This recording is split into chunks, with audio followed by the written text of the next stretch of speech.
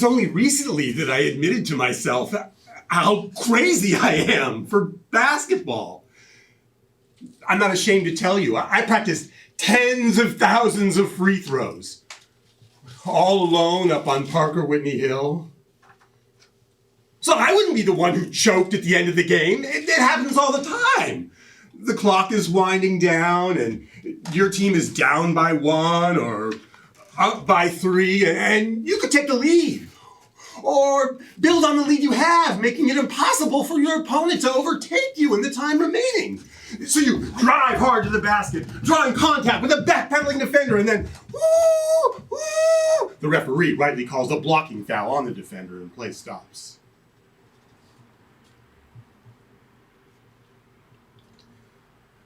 It's quiet as you step to the line. A home game. The ball arches high and hopefully towards the basket and bangs off the rim. You lose. How does that happen? Thousands of times a day people miss that shot. I mean, I know we have to abolish war and get rid of poverty, but do you realize how much suffering would be eliminated if everyone who called themselves a basketball player would spend an hour a day on this simple shot, the same 15 feet from the basket, with no one guarding them?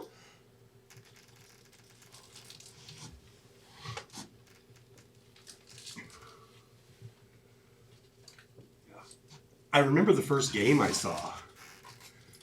It was on TV. My dad was watching, and I walked in on him, and it was nothing. It was just little mice scurrying back and forth on a piece of wood.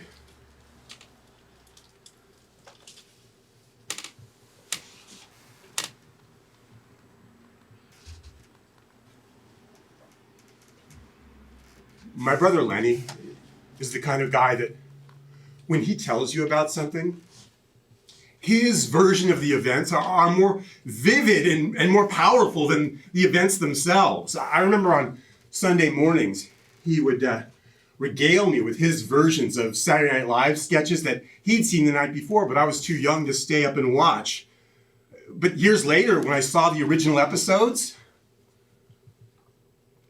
I have to tell you, I was a little bit disappointed because his versions were better.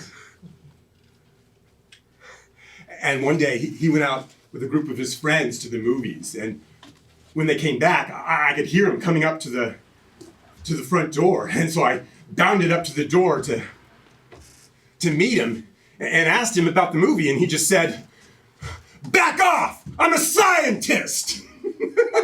Just that one line. And I was just rolling around on the carpet. I didn't have to hear anything else about that movie. Ghostbusters.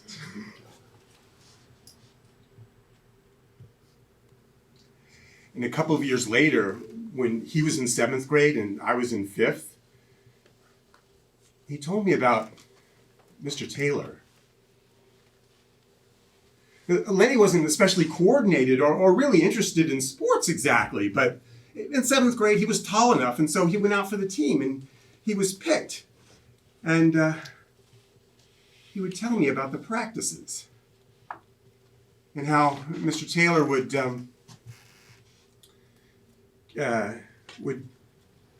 needle misbehaving students in class. So when I got to 7th grade, I wasn't especially taken aback by the clear and discerning way that he described mathematical principles or his distinct and balding head. One day, in the middle of math class, he took us over to the gym. And something came over me. I don't know if it was just the sound of the footfalls of a classroom of 7th graders coming into holy ground for the first time, or whether he prepared us for it somehow by telling us about 7th grade teams of the past, including the ones with Steve Taylor. No relation to him, but he was 4 years older in my sister's grade in high school, on a star player on a championship team. Whatever it was, though, the game was now much more than the mice scurrying back on a wooden table.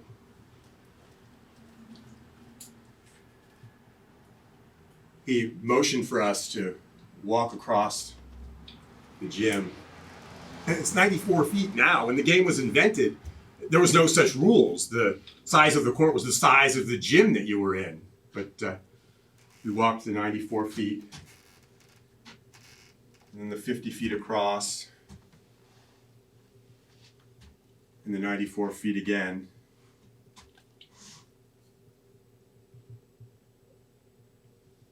And then still, without saying a word, he walked over to a big chest and opened it up.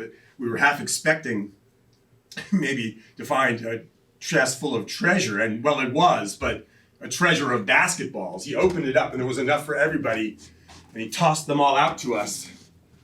And you could hear them bounding on the floor. I can still hear them.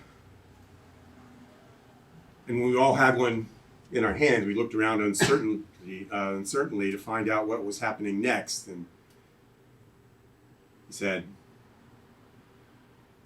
"Let's shoot. Everybody loves to shoot." And so he did. He taught us to hold the ball, and then with your dominant hand, you hold it up and rest it on the top of your fingers. Your other hand, hold it close. Put your toe out towards the basket, and then shoot.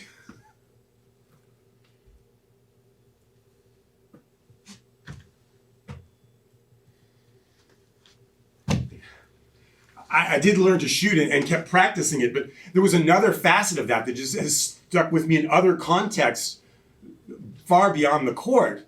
And it's that notion of follow through. Often it comes to me for some reason when I'm crossing the street.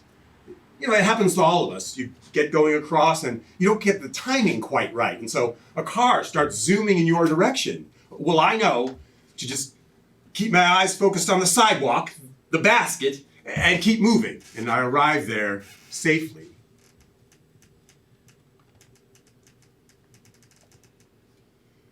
Well, I was interested in sports and a little more buff than my brother and also kind of tall. And so I went out for the team as well, and I made it and started some of the games. And I remember my hands up in zone defense. And during the practices, Mr. Taylor taught us some more. Defense. He taught us your basic stance, had us all come up to the baseline, get on the balls of your feet, not your heels, get on the balls of your feet, look out, palms up, back straight. I didn't have the slightest idea what that was for, but I trusted that he was teaching us somehow a true fundamental of the game. I only really saw what that meant, though, when I first saw Klay Thompson of the Golden State Warriors play defense. And you'll see him when he comes back after an injury, when he joins the team again soon. He's just glued to his man. He's a demonstration of that drill. Thanks, Mr. Taylor.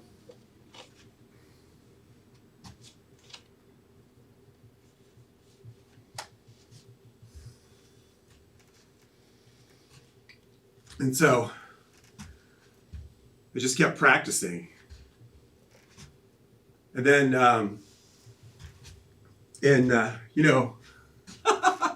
he taught us another drill. Take the ball in your hands. Did you know I've got a superpower? It's true, I didn't know it for a long time, but he taught us to hold the ball between your legs and then switch. And then switch, and switch, and switch. And when he showed us how to do that, I felt as if every time my arms, my hands, my fingers would move just a little bit more quickly. But it was hard for me really to notice that because there was a quality in the town that I grew up in, around the school, that had been pasted on my back, and it just stuck there as if it was sort of a dark shroud. And it came to me as a feeling, and there was a word attached to it. And the word was slow. Lipson is slow to move, slow to catch on, slow to fit in. And so I didn't really believe my fingertips until much later. You know that book, All I Need to Know I Learned in Kindergarten? The same guy wrote several other books, and in one of them, he's talking about one of his relatives, his uncle or his grandfather, and how whenever he would accidentally knock over a dish, a plate or glass or something, and it didn't burst into 1,000 pieces, he would shout out, "Praise the Lord!" And I know what he means because that happened to me once. Next to the bookshop where I found that, I was working at a restaurant as a dishwasher. And my first day was Mother's Day, the busiest day of the year. And so the dishes were just coming through the window by the servers. And I was working as fast as I could, although I could feel that shroud over me and that word attached. Slow, but still working as best I could, scraping off the dishes, putting them into the rack, loading them into the machine, feeling them really hot and clean coming out, and then stacking them above. And if I had a chance to do it, I would bring it over to the servers or to the cooks, or they would come over and get them themselves.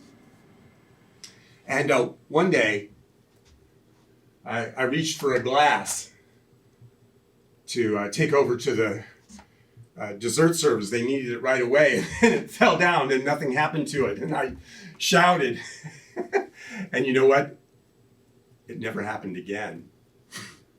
Not that I'm not subject to the vagaries of human imperfection and accident. I'm just saying that whenever that's happened since then, it doesn't get to the counter. If I accidentally bump it, it doesn't get to the counter or the floor because I catch it in advance.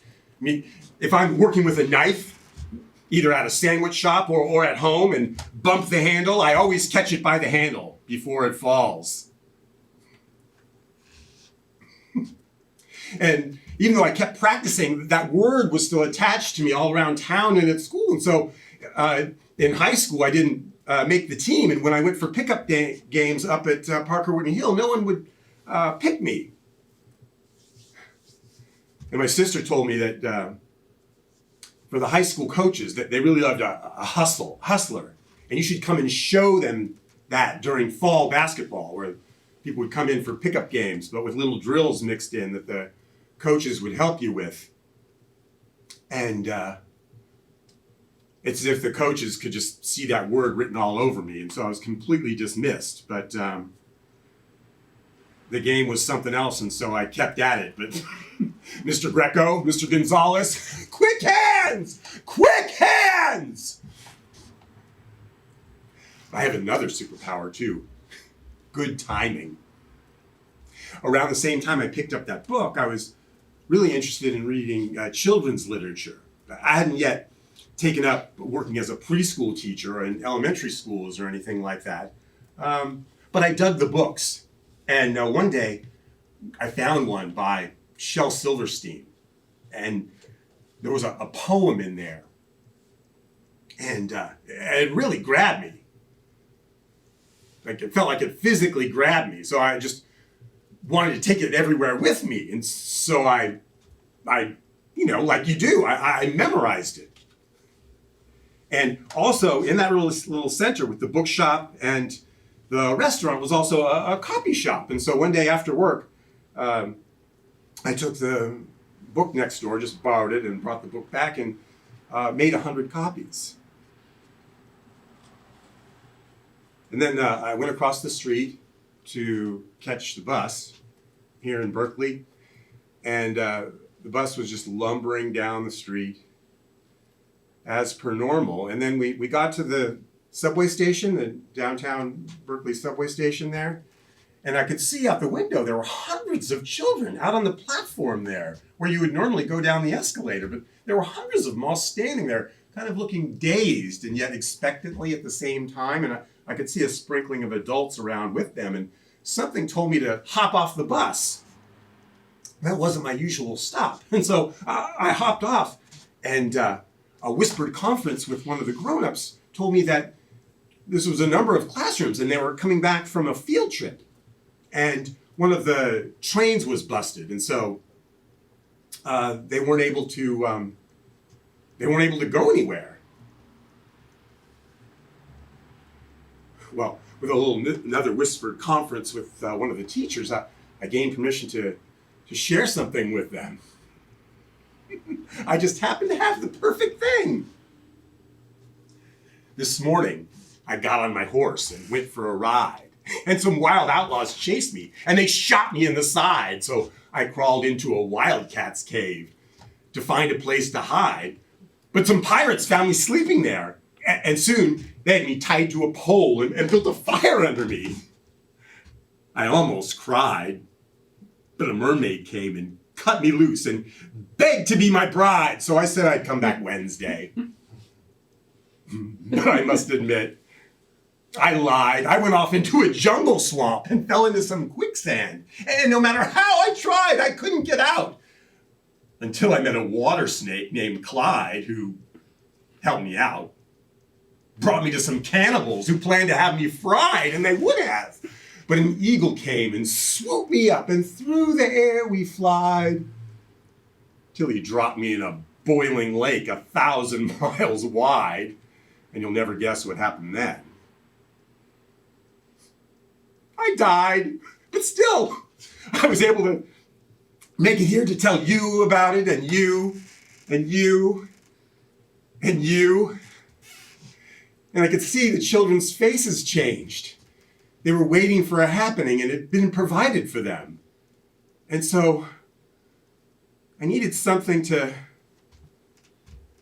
make it last. Well, I had 100 copies, plenty to share.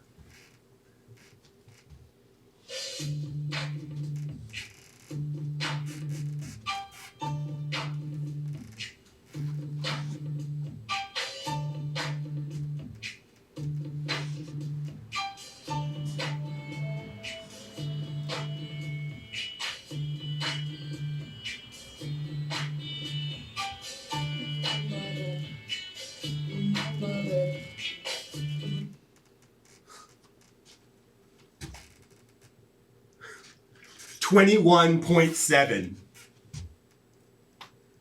Do you know the number? I mean, I know you know the number, but do you know what it means? That's the number of points that Larry Bird averaged in his rookie year with the Boston Celtics. Okay, I'm sorry, I'm going to have to give you a couple of other sets of numbers. I know this is art and theater and everything, but I have to give it to you, and I think you can handle it. The first set, 21 and 61. 21 and 61. The next numbers, 61 and 21. That first set of numbers, 21 and 61, the Celtics record before Bird joined the team, 61 and 21. His number, their victories in his first year with the team. And the crazy thing about it, 40 more wins. And the only thing about it was the same town, the same coach, the same other players, that same arena. Everything was the same except this one guy. And I saw a lot of the games on television, on weekends. And there was, the play-by-play announcer, the one who tells you how much time is left and who's got how many points and what the team's records are on Friday afternoons before Thanksgiving and so forth. And then there's the color commentator who talks about the strategy and the backgrounds of the players and what they need to win and how often they've been losing and so forth. Well, the person who had that job in the games I was watching was often Bill Russell, who was a Celtics champion himself several decades before. And that was nominally his job, the color commentator, but for me, he was more like a father figure. I mean, a game would be a complete blowout, and I'm ever hopeful. I've never missed an amazing comeback because I always watch, whenever I'm seeing a game on purpose, I always stick through it to the end. But say when it's a 30-point difference with a minute and a half left in the game, and the bench is empty with the substitutes, and they replace the starters. At a time like that, Russell would say something like, this is a very important time for them. Or if it was a Celtics game, and the opposing team made a basket, and Larry Bird would take it out of bounds and throw it the length of the court and bound off the arm of his teammate's body, or just miss him completely. And Russell would say, that's not a bad play. Your teammate's going to be running a little bit faster next time. And it made sense. Now I can see that he was a father figure because,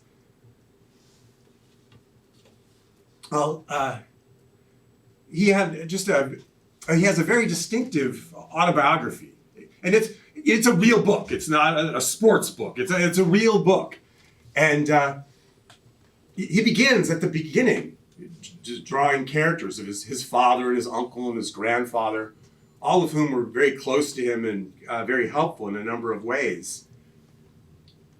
And then he speaks about his mother. And he grew up in the Deep South. He was a black guy and very, very tall. And so he stood out, but he felt that his mother's love, he was so convinced of his mother's love that it made him feel invincible. And then she died suddenly when, just as he was entering high school, not long after he'd begun playing basketball himself, although not feeling at all accomplished at it or even convinced that he wanted to be. But he was working on it and still had those distinctive features, distinctive, to the public around him, his size and his color and a little bit of awkward movement. And so he was having a tough time. And he and his siblings and his father, the father moved the family to the West Coast, to San Francisco, actually. And he finished his first year of high school there, and this thing happened one day.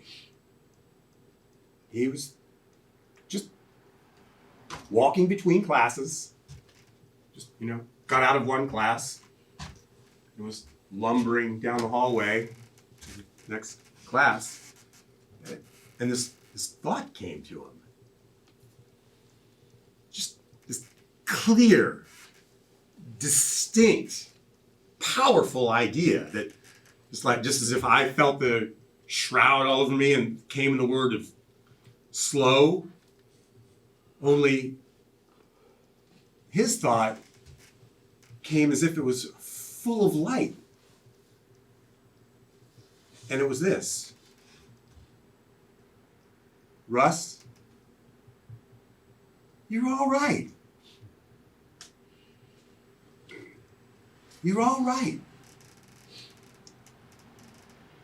And he said from that day on, no matter what racial slurs would flung at him, no matter how people would misunderstand him or gawk at him because of his size or his yet undeveloped basketball potential,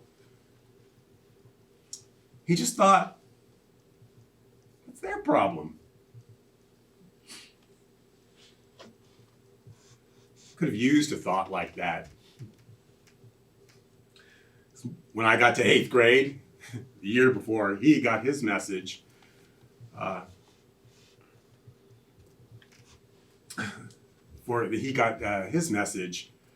was practicing all alone up on Parker Whitney Hill, all those drills and anything that I'd seen Mr. Bird do. And so much so that when the tryouts came for the 8th grade team, you know how when you're practicing something, just at the beginning, and there's simple skills that you need to master, and you work on them over and over and over again at the same time, in the same way, until it begins to feel like second nature. But it's first nature, really, because it's like you never didn't know how to do it. Well, I felt that happening at the tryouts. And when we did layup drills, I could feel myself just defying gravity and floating up to the basket. And I felt myself glued to my man in defensive drills. And it wasn't surprising to me at all when I would bat away the ball, because I had perfect condition, perfect position. And boxing out my man, keeping him away from the basket for a rebound. And I could see that Mr. Kinder, the coach, also a math teacher, I could see that he could see it. And so when time came to pick who made the team, it wasn't surprising to me at all when I saw my name at the top of the list of the boys who would be playing. And I started the games this season. And then, in this cool, unplanned, unexpected, unimagined kind of reversal. Just the feelings in my fingertips for the ball just disappeared. This sense of position with my feet on the floor. It was gone. My sense of balance on offense or defense felt completely unfamiliar to me. And I could see that Mr. Kinder could see it. And so I rode the bench.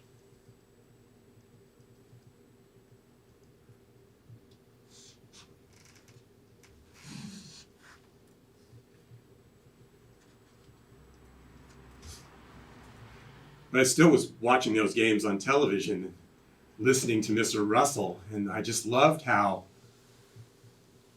what made those players great is they got someone else the ball. I've heard there was a secret chord that David played and it pleased the Lord. But you don't really care for music, do you? Well, it goes like this: the fourth, the fifth, the minor fall, the major lift, the baffled king composing hallelujah, hallelujah, hallelujah,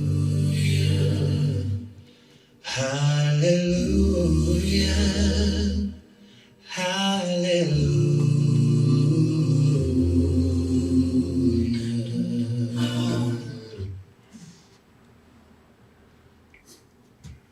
So I'm at this camp. I don't know how I got there, and it's sort of like a fever dream, like it's unbelievable, but I know I was there. It was 100 miles away from home. My parents must have driven me, but there were no parents there. But I was at this camp, and we were in the gym all the time. All these other boys about my age, hundreds of them, and we're playing basketball all the time. All the time. And so, unlike the isolated feeling of going up on Parker Whitney Hill, not getting picked at the team and doing the drills all by myself and watching the games, there was a schedule. You got picked the teams were picked for you, and you had to play all day. And then we practiced, and then we ate dinner and played some more.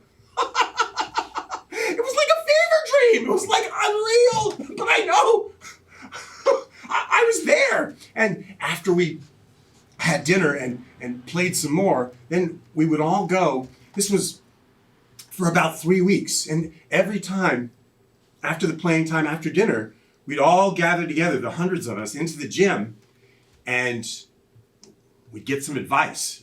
If a pro player or famous coach would be there to give us tips on how to play, how to improve. And the team was run by Rick Barry, one of the best free throwers, assist makers in league history. He'd been retired for some time, and now I guess he was spending his time running camps. And I hadn't seen him. I didn't really know that. I mean, I was at this camp. But the last day, he was the one giving us some tips, and he showed us how to do his patented underhand free throw and some other tips that I don't remember, because in between the tips, he invited us up on the court to play with him. 3-on-3, right in front of everybody. 2 people on his team, and then 2 boys on another team, balanced out by a guest pro player or coach. And the third of those games, the last of one, I got picked. I was on Rick Barry's team, and it was street playing rules. So when you made a basket, it wasn't 2 points, just 1, and winners outs. So when you make a basket, the other team doesn't get it, you get the ball. And played to 10, but you have to win by 2. And it was classic. 1 for us and 1 for them. 2 for them, 2 for us. 3 for us, 2 for them. On up till it was tied, and then one of our players stole the ball with a behind-the-back pass, caught another one of our teammates who laid it into the basket, 11-10, but the game's not over yet. You got to win by 2, and so we patiently passed the ball around the horn. I saw it! Mr. Greco, Mr. Gonzalez, none of the other the boys at school, nobody ever saw me there, but I saw that spot. I saw that spot. And so I just rolled around to my guy. No one else in the whole world would have seen me but Rick Barry, one of the best players ever. He saw me and tossed the ball right to my fingertips and tossed it right off to the square, the glass. I don't know why they call it the window now, but off the glass, into the basket. Point game. Barry pointed to me and he said, "Good cut." And now when I remember that, it reminds me of something that James Naismith, who invented basketball, what he said. He said, in basketball, the eye sees an open space towards which a teammate is running, and the ball is automatically passed to him without deliberation.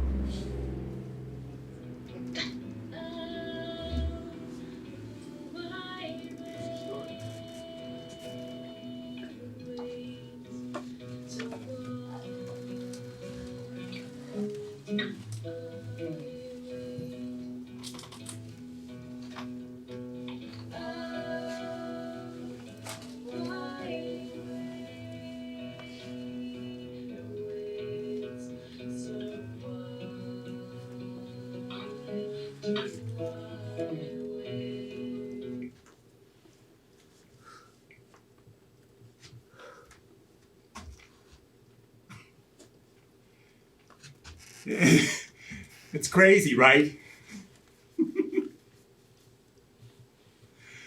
Well, I made it through that collapse somehow, and then in high school, I continued to play on my own. That word, in spite of the camp experience, that word was still covering me for some reason, and I couldn't stop watching or playing on TV, and I went to all the school games, every single one of them, and I was the biggest cheerleader. I'm sure everybody in the whole stadium could hear me. But I sublimated my desire to experience the official games by being a sports writer. I was on the school paper and was a sports editor and got to report on almost all of the games and had my own column even. So I was down on the sidelines of the football games and close enough for the basketball team, and I felt like it was all right to root for them even as I was reporting. I even got a job at a local paper. I was a professional reporter. And I just forgot anything about, what it might mean to hear the whistle call just up close instead of from at a distance.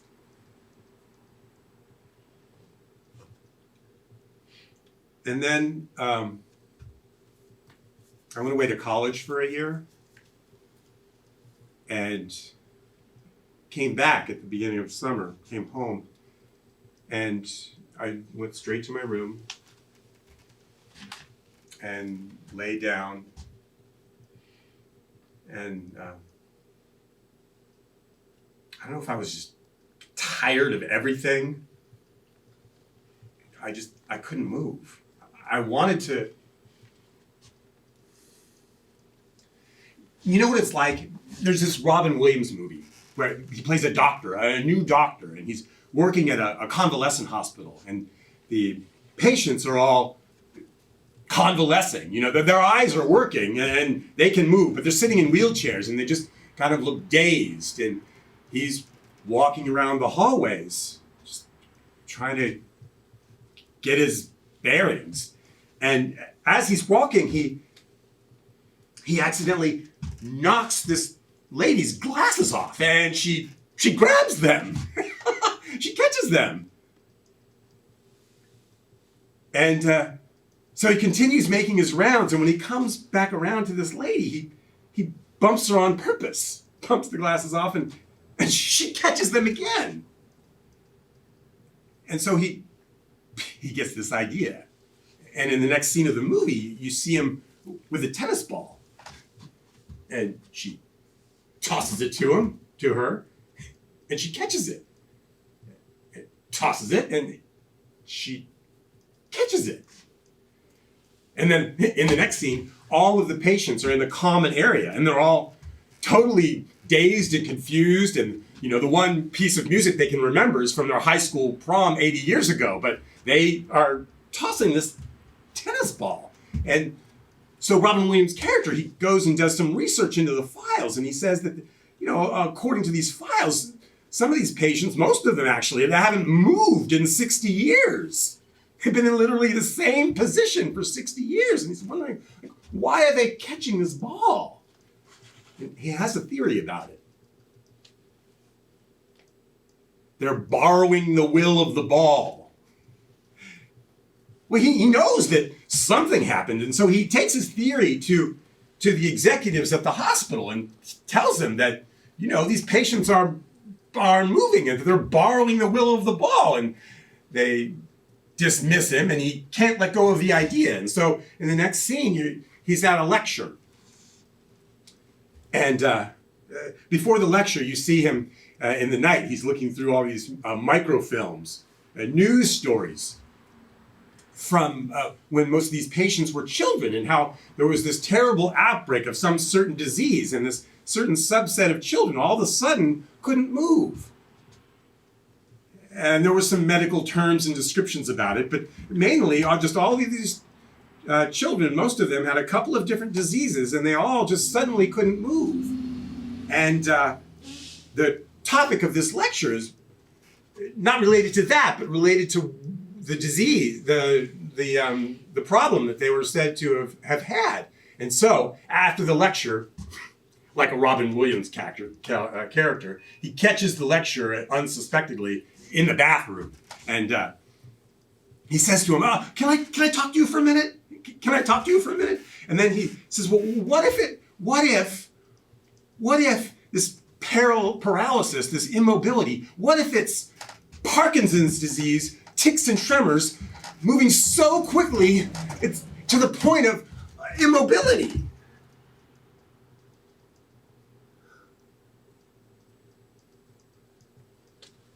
The lecturer and his eyes turn just as glazed to the patients, but I know what he means.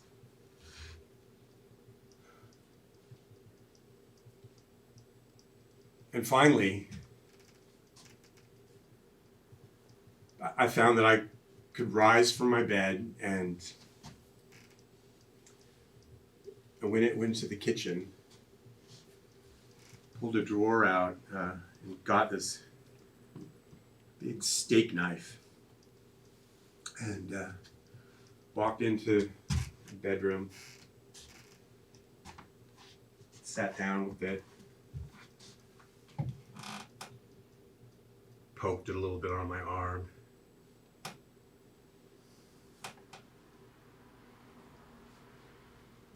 Couldn't do it.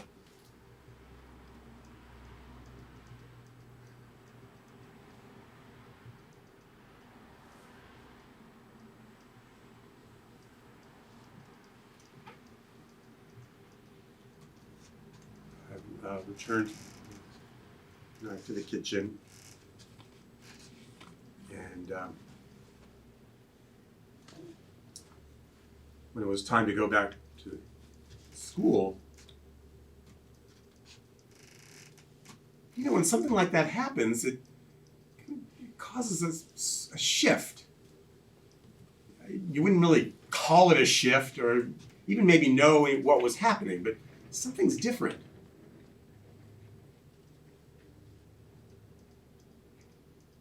Well, when that clicked into place, the next day I was watching television, and this guy was talking about his book about competition, and just how we're crazy about it. We're just crazy about it. I mean, what kind of idiot would arrange a situation, especially calling it a game? What kind of person would arrange a situation where there's a finite amount of time, you're going to get a certain number of points, and somebody is going to lose? Who would do that? crazy about it that even if we're working on something, practicing it by ourselves, piano, guitar, running, what do we have to call it? Competing with ourselves. Simple games, simple children's games like musical chairs. You say 5 children and 4 chairs, and you turn on the music, and the happy children are bounding around the chairs, and then the music stops, and the children all struggle to find a chair, and 3 of them do.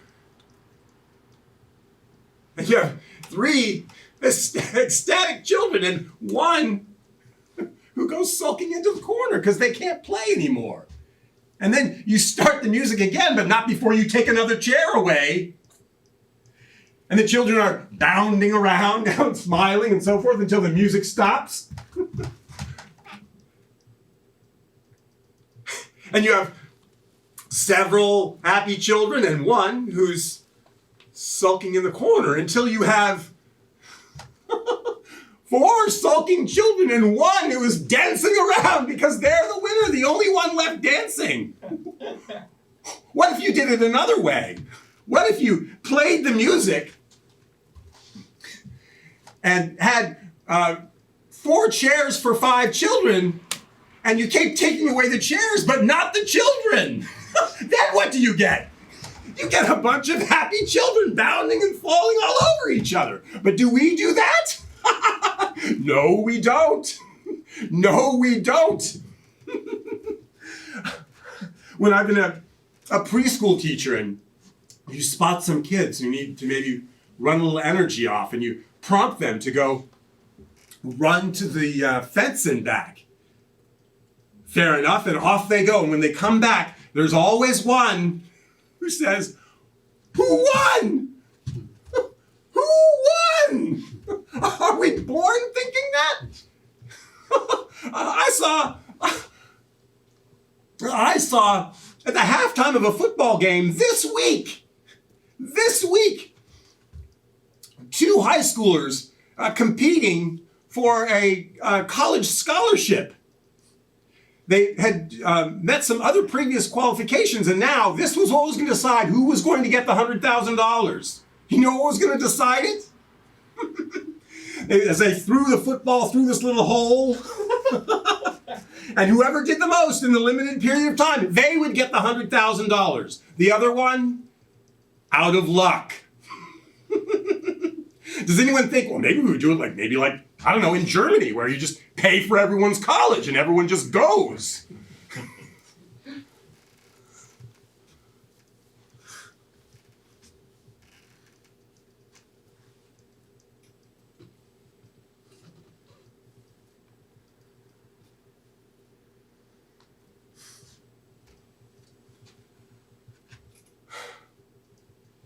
And so it just fell away from me. Suddenly I could just see my life come before me like a movie screen, and all of the anxiety from different activities that all had that stress put on them, where somebody has to win, somebody has to lose, somebody has to go without, somebody can't play more. And then I can't really say it was a decision, it just fell away. This whole business of winning and losing in sports. What kind of an idiot? And combined with that, in a whole separate mental process, I adopted something that I had to coin a name for it because people wouldn't know what I was talking about when I described it. But this name was audio fundamentalism. And that means that for any kind of electronic medium, I would choose the audio, the listening mode, and I wouldn't watch any type of moving pictures whatsoever. Goes kind of nice, right? If you're not trying to, but if you find yourself with the sports falling away, kind of nice if you don't want to look at the pictures as well. Worked very nicely. And so did my life as a preschool teacher,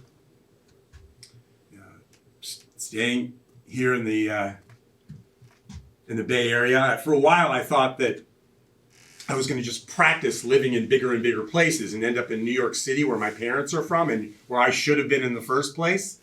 But at a certain point, it felt comfortable that this is where I wanted to be, and so I had no more desire really to move. Made all different kinds of friends, had all different kinds of interests, and found myself occasionally in crowded establishments where sports was going on, but I would just naturally avert my eyes and, be reading or conversing or anything else that had nothing to do with that silly waste of time.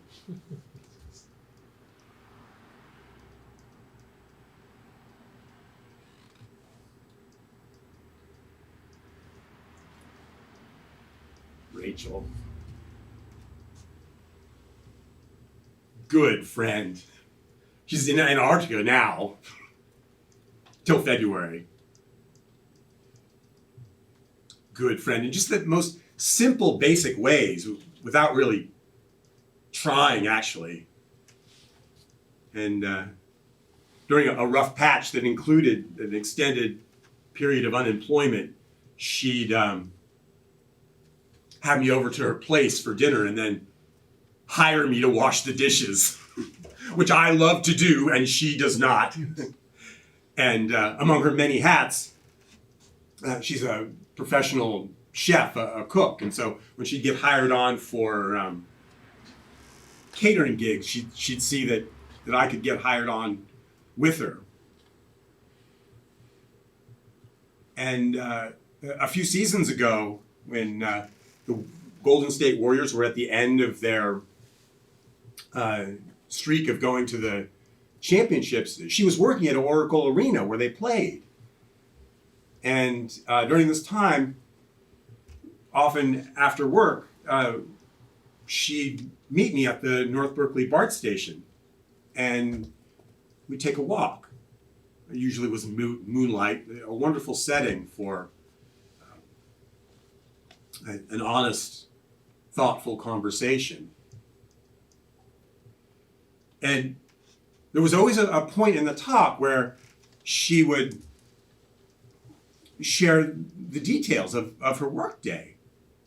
And it would always include these couple of sets of details. One would be how good was her view of the court while she was working. It might be because of the types of things that they were cooking or what her job was that day. It might have something to do with the view or how busy it was. But for one reason or another, she'd have kind of a scale, a way of describing how well or poorly she could see the court.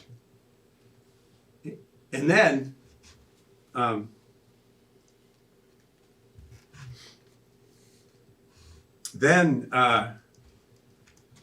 she would also describe on times when she could see the court, when she had a really good view.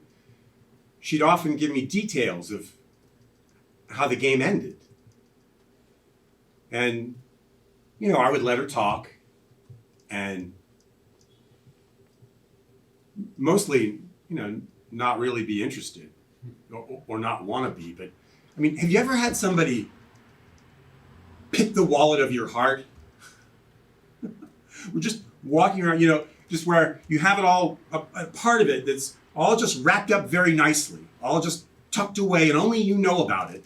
It's just tucked away in this little compartment, and no one else can see, and no one else is going to see. It's just in that nice little compartment, just tucked away there.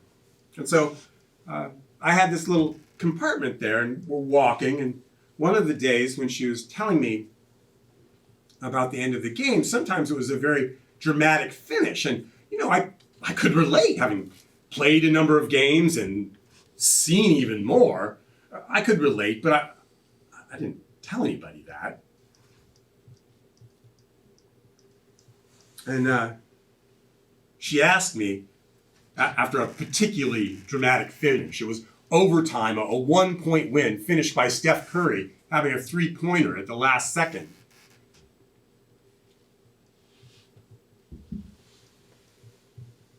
And then she asked me, she said, Brian, what players did you admire? As a boy, what players did you watch? She wasn't supposed to ask me that. Nobody was. But it just all started tumbling out about Larry Bird and Bill Russell and Magic Johnson and the practicing. And well, a couple weeks later, I was at our local pizza shop sports bar, Bobby G's, and having a pizza and reading a book, as I recall. But a game was on. A Warriors game was on, and I couldn't help it. You know, even when you're an audio fundamentalist, sometimes you can't help it, and you catch things just out of the corner of your eye. And I saw this pass. This pass. I'd never seen anything like it before. And I watched the rest of the game.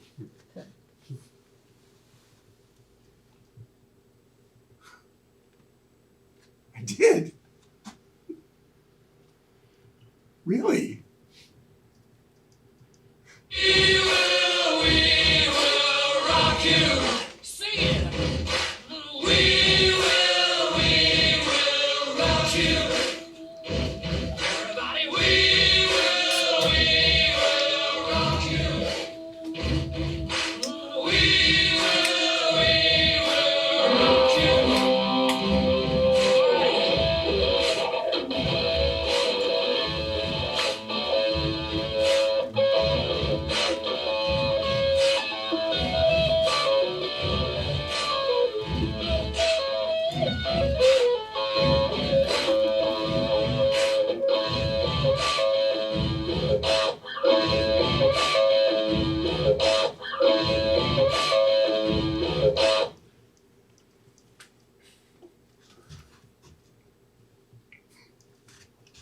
Rules.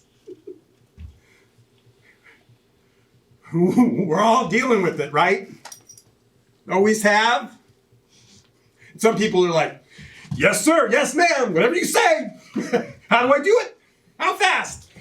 And some people are like, hey, what are you telling me to do that? I'm not going to follow your rule. And some others of us are like, all right. All right.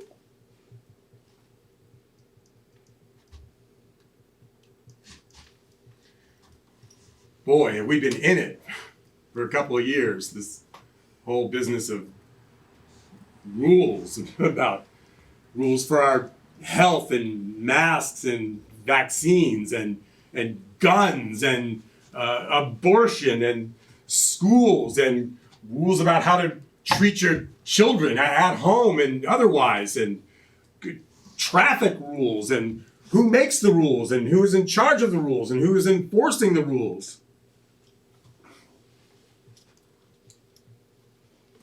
I mean, it's kind of crazy, right? How what we know to be the rule, what we think to know to be the rule, often has it's written down, and then what happens is often just so very, very different. We just had a trial a couple of weeks ago. Mr. Rittenhouse, who brought a huge gun to a protest, and people got freaked out by, what he was doing there, and tried to take the gun away, and he shot them, and a couple of people died, and someone else was injured. And then when the trial was over and he was when he was not convicted, people would say, like, how did that happen? As if in one part of the world, there's common sense, there's humanity, and then on the other side, there's there's something else. And we all wish, I know we do, we all wish that they would match. Well, in this case, one of the mismatches is in this particular state, when this particular kind of thing happens, you're not allowed to really use your humanity or your common sense. The rule says you're supposed to just look at this one instance, not what brought him there, not what his plans were, not anything about what else was happening around. You're just supposed to look at this one little instance, the moment when he felt freaked out and shot some people. Well, anyone who shoots somebody, anyone who does anything mean or terrible, in that moment, don't we?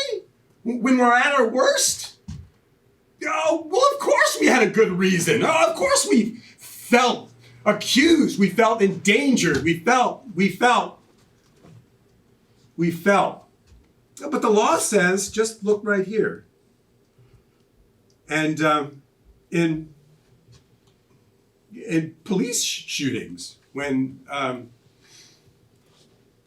in a case like that goes to court, a police officer hurt someone really badly. The rule, as we currently have it, says, oh, no.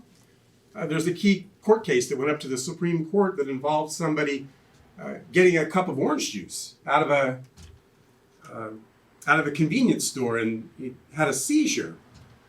But the upshot of it is, you don't, the written rule says nothing about orange juices or seizures or context. What it says is, in that just one instant,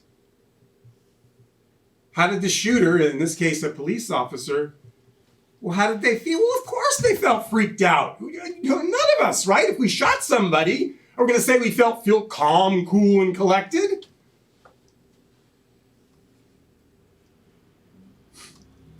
Don't you love it when, no matter what subject it is that's in your life or predominates your intellect at any particular moment, there's always someone working on that behalf to explain it or to fix it. They always somehow have just gotten there first. It's enough to make you believe in God.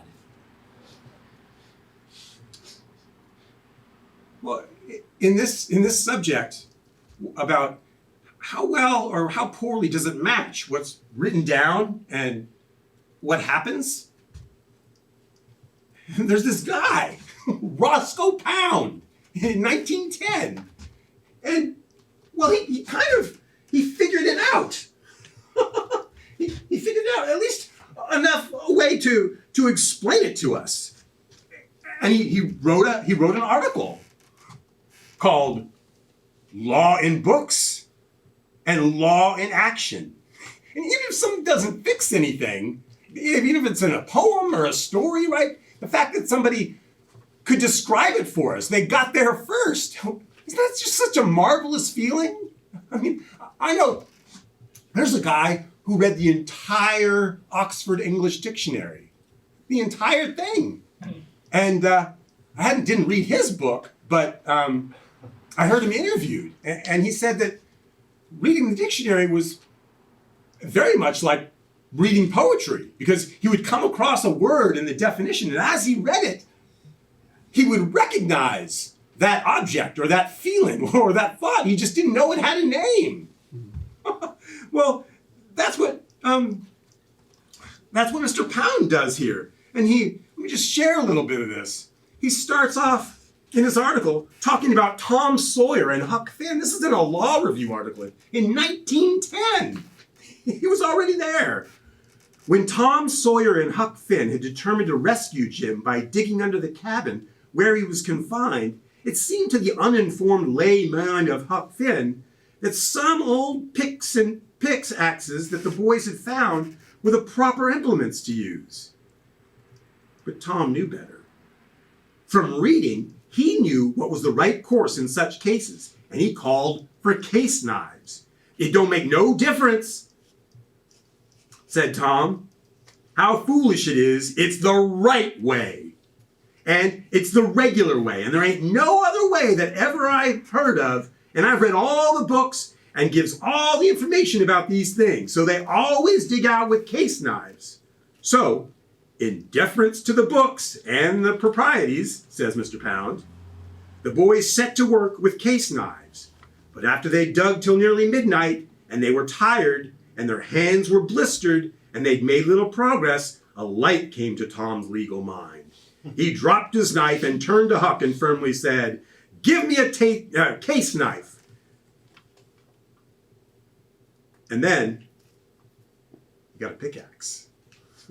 And Mr. Pound goes on to say that, well, our common sense, our humanity will always find a pickaxe. There's always a common sense. There's always real life relating to the things that we've written down. And he punctuates it, I think, most in this passage here. He says, legally, the judge's heart and conscience are eliminated. He's expected to force the case into four corners of the pigeonhole the books have provided. In practice, flesh and blood will not bow to such a theory. The face of the law may be saved by as an elaborate ritual, but men and women, and not rules, will administer justice.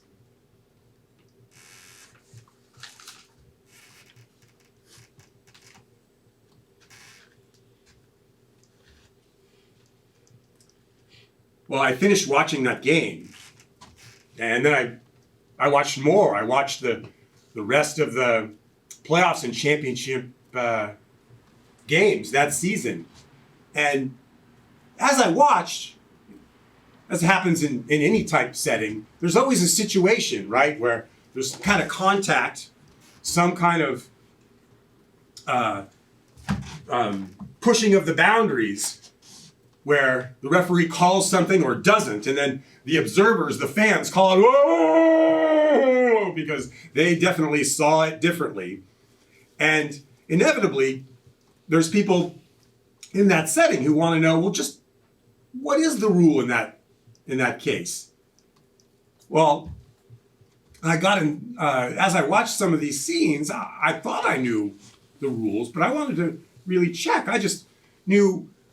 I realized the rules that we talked about, but I went and got the NBA rule book, and it's really quite something.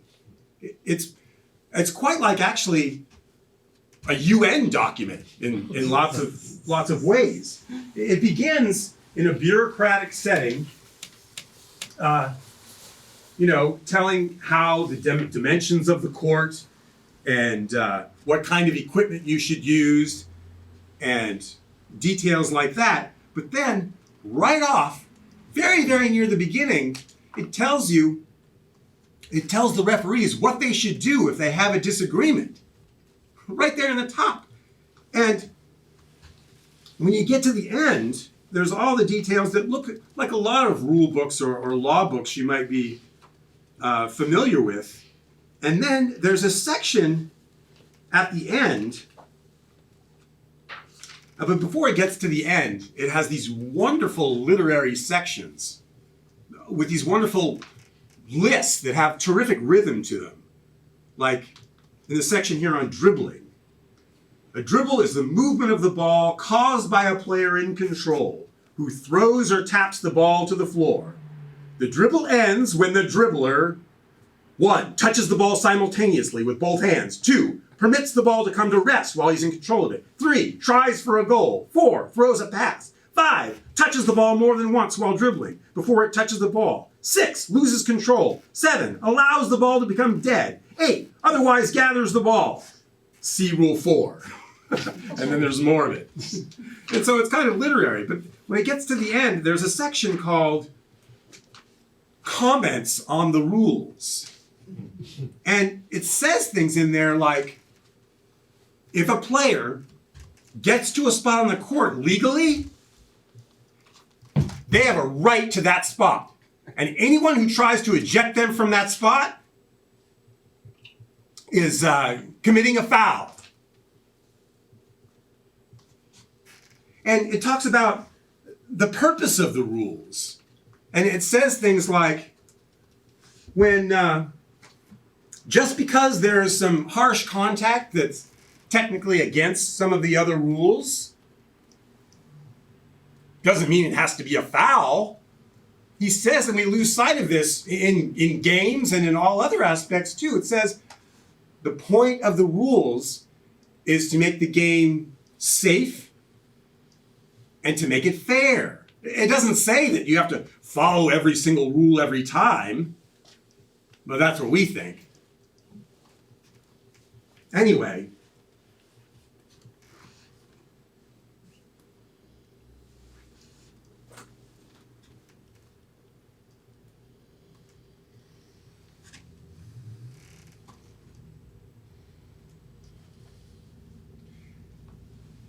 and when people are in jail and have been for years and they want to get out, in many cases, we're not allowed to know what their character has been like since then.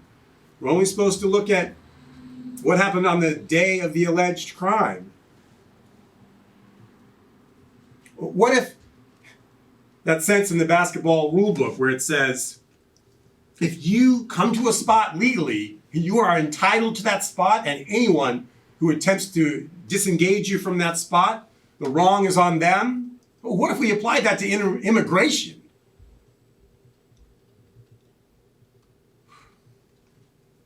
Let's have some more music.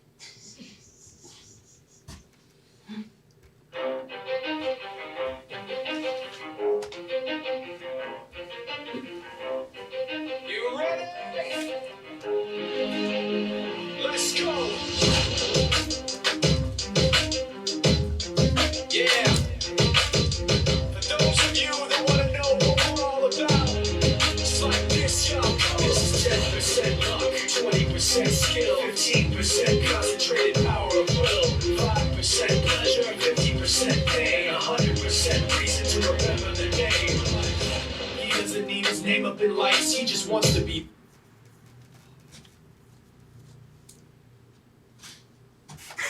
It's kind of crazy how the game was invented in the first place. I mean, anyone here ever heard of the great physical education crisis of the 1890s? I hadn't either, but it was a thing. And in the 1880s, and just before that, physical education programs were being developed.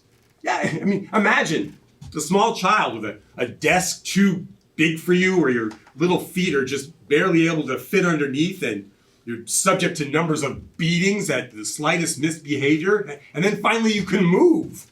Well, the concept initially just caught on like wildfire all across the world. And then there was a plateau of interest, and then a time when these classrooms just started bouncing off the walls. I mean, if you can remember your 7th grade class with your worst teacher, on a day when there was a substitute, that's what these classrooms were like. The teachers were just beside themselves as to how to maintain any type of order. And the hub of this worldwide movement was this college on the East Coast where Dr. Naismith, who invented basketball, where he was working. And people were coming from all over the world to find out how to develop their physical education programs or to improve the ones that they'd already started. And when this crisis hit, they didn't know what to do because their classes were bouncing off the walls as well. Well, Naismith was meetings with his colleagues regularly about what to do about this. And one day, it came to him to mention that what we need is a new game. He just said it. There was no further discussion about it. And they went on about their business. And as in lots of school situations, there was a particular class that was really giving even the best of the teachers a hard time. And so after weeks of this, they turned to Naismith at one of their weekly meetings and they said, you know, we've heard enough about this game. You take the class.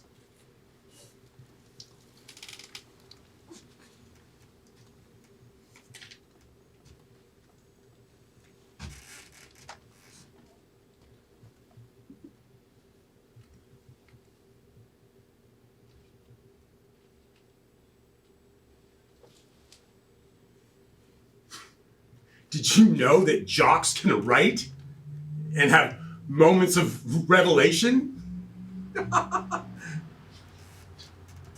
2 weeks had almost passed since I had taken over the troublesome class. The time was almost gone.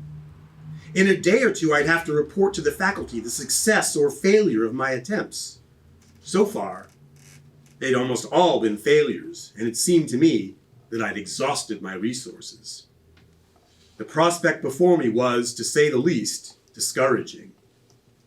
How I hated the thought of going back to the group and admitting that, after all my theories, I too had failed to hold the interest of the class. And they're doing this on the East Coast, where it's cold.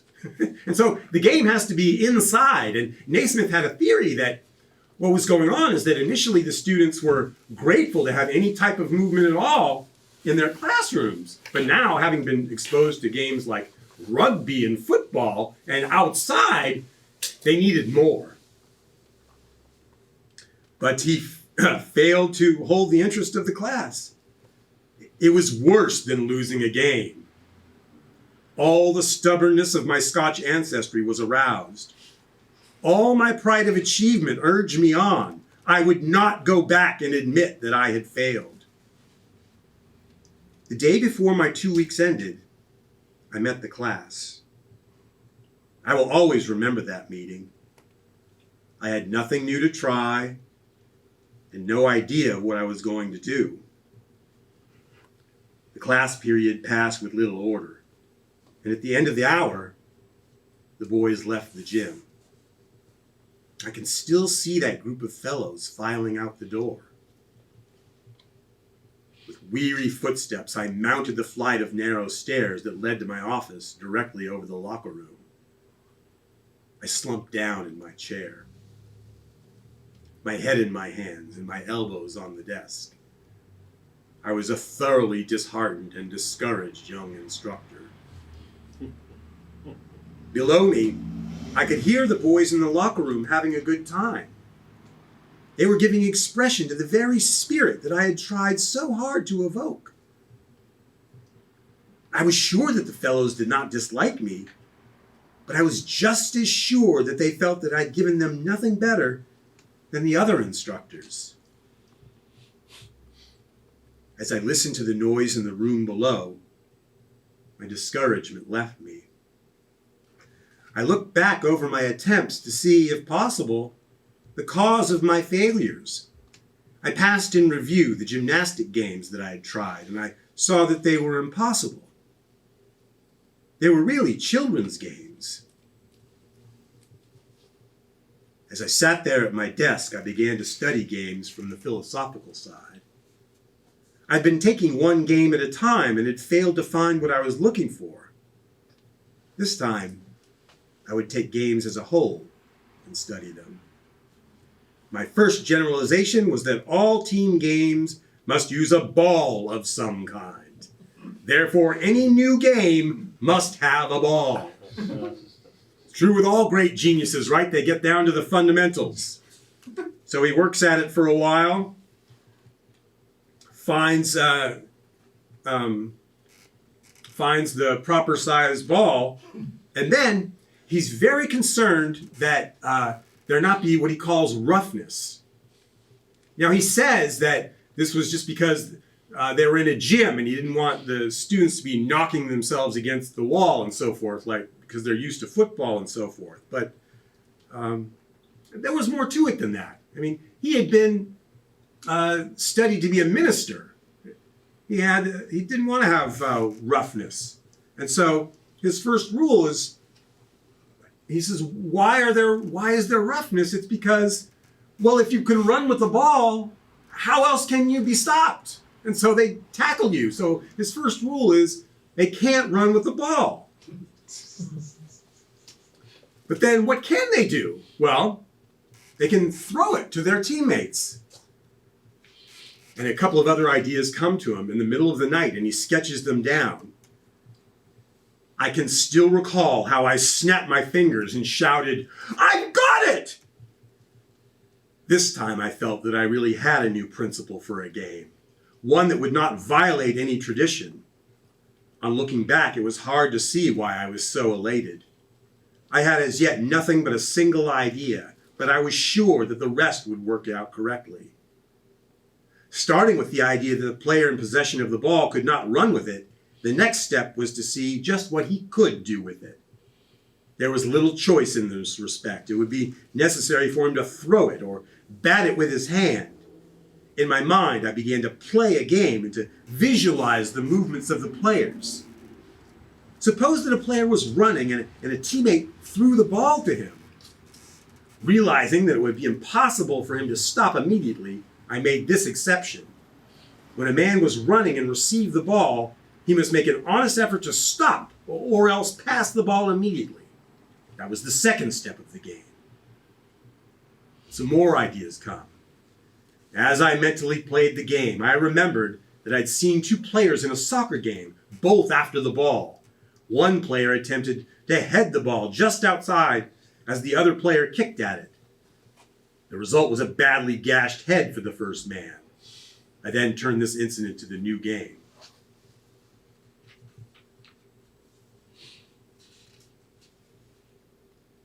By what line of association it occurred to me, I do not know.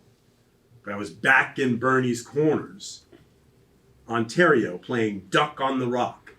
It was a game, he grew up in Canada, and it was a game in the cold that he and his friends would play where there'd be a huge boulder with a little rock on top. And the kids would throw it, and there'd be somebody who was, you might call him a goalie, maybe they learned it from hockey, somebody stationed at the huge boulder. And you'd throw the rock and try to knock that little one off, and then get the little rock and bring it back to the big boulder without the other boy catching you.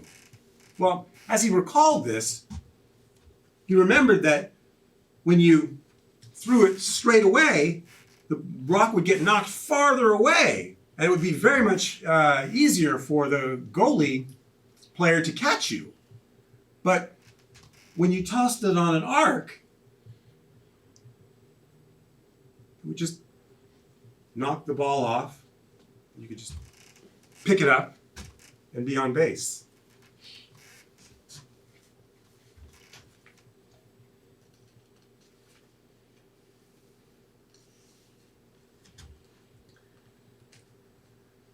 With this game in mind, I thought that if the goal were horizontal instead of vertical, the players would be compelled to throw the ball in an arc, and force, which made for roughness, would be of no value. And after he experimented with the game and it caught on a little bit, he has the gall to say in the very first rule book that one unique facet of basketball is that the best team will win.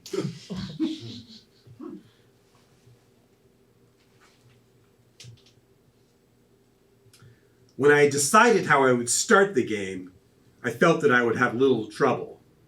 I knew that there'd be questions to be met, but I had the fundamental principles of a game, and I was more than willing to try to meet these problems. I continued with my day's work, and it was late in the evening before I again had a chance to think of my new scheme. I believe that I'm the first person who ever played basketball, and though I used the bed for a court, I certainly played a hard game that night. As I walked down the hall, I met Mr. Stebbins, the superintendent of buildings. I asked him if he had two boxes about 18 inches square. Stebbins thought a minute and then said, "I don't have any boxes, but I'll tell you what I do have. I have two old peach boxes down in the storeroom, if they'll do you any good."